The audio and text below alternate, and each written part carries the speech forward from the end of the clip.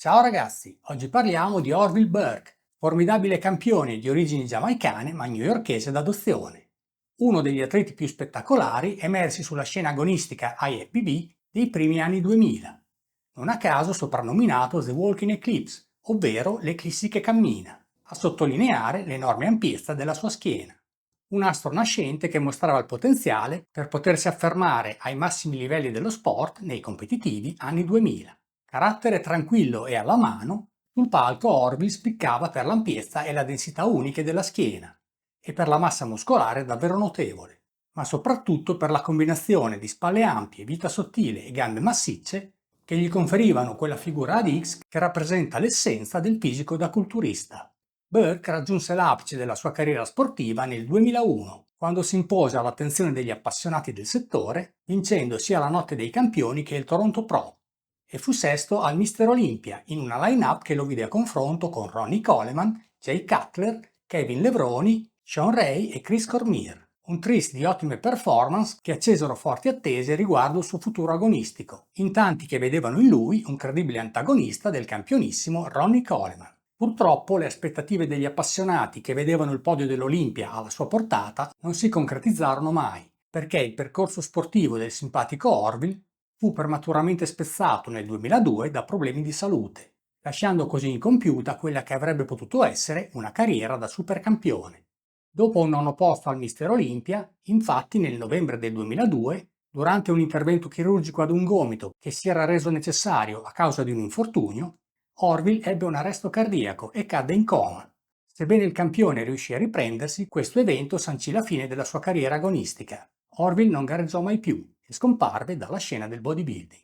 Comunque, nonostante la breve carriera come atleta professionista IFBB, in soli 4 anni e una decina di competizioni, Burke ha lasciato un segno profondo nella storia del bodybuilding. La sua incredibile ampiezza, muscolarità e simpatia non sono state dimenticate. In questo video ne ripercorriamo brevemente la storia e la carriera sportiva. Enjoy!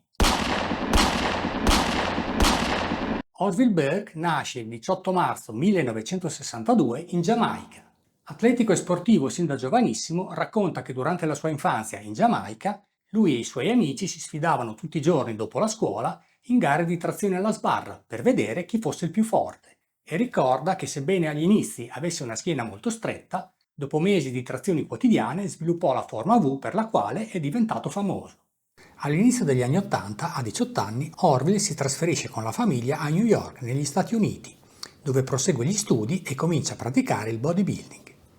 Dotato di un enorme potenziale genetico, Burke cresce rapidamente e il passo verso il mondo agonistico per lui è una transizione naturale. Esordisce sul palco nel 1982 a soli 20 anni, classificandosi terzo nelle medie taglie ai campionati NPC di New York City, un buon inizio per un giovane aspirante. Nel 1986, a 24 anni, Orville conferma il suo potenziale conquistando un prestigioso secondo posto nella categoria pesi massimi ai campionati NPC New York Metro. Sta migliorando, comunque capisce che ha bisogno di crescere ancora parecchio se vuole aspirare ad affermazioni importanti in campo agonistico, e a seguire si prenderà qualche anno di pausa dalle competizioni per migliorare il suo sviluppo fisico e sistemare la sua vita. Ricordiamo infatti che tra la fine degli anni 80 e l'inizio degli anni 90 Orville ha lavorato nel settore della sicurezza alla Trump Tower di Donald Trump. Burke torna sul palco nel 1996 e comincia la sua scalata ai vertici del bodybuilding agonistico, conquistando una prestigiosa terza posizione dietro a Jay Cutler e Tom Prince nella categoria dei pesi massimi ai campionati NPC Nationals. La sua crescita nei ranghi della NPC è costante e progressiva. Nel 1997, sempre agli NPC Nationals, sarà secondo fra i pesi massimi dietro a Tom Prince, ad un passo dalla Pro Card che conquista l'anno seguente, nel 1998, vincendo la categoria dei pesi supermassimi agli NPC Nationals. Debutta nelle file dei professionisti IFBB nel 1999, a 37 anni, partecipando alla Notte dei Campioni, competizione dove ha modo di confrontarsi per la prima volta con il gotha del bodybuilding dell'epoca. In una gara che vede affermarsi Paul Dillette davanti a Pavol Jablonitsky e Dexter Jackson, Orville si piazzerà decimo, il livello agonistico è altissimo e lui deve fare esperienza. Il 2000 è un anno di crescita per Burke, che prende parte a 5 competizioni aggiudicandosi 2 ottimi podi, 2 terzi posti conquistati rispettivamente al Toronto Pro e al World Pro Championship, e debutta sul palco del Mister Olympia dove sarà decimo. Nel 2001, con un peso in gara sui 113 kg massicciamente distribuiti su 1,78 m di statura, Orville raggiunge l'apice della sua carriera vincendo 2 competizioni, la Notte dei Campioni ed il Toronto Pro, e conquistando una prestigiosa sesta posizione al Mister Olympia, in una line-up fra le più competitive di sempre che vide Orville a confronto con mostri sacri quali Ronnie Coleman, Jay Cutler, Kevin Levroni, Sean Ray e Chris Cormier.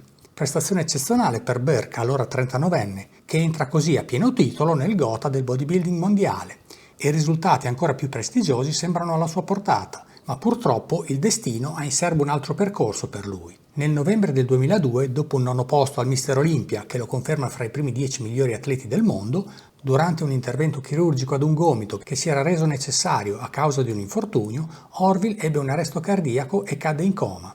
Sebbene Burke fu in grado di riprendersi, questo evento sancì la fine della sua carriera agonistica. Orville non gareggiò mai più e scomparve dalla scena del bodybuilding, lasciando incompiuta una carriera agonistica nella quale molti vedevano ancora un buon margine di crescita.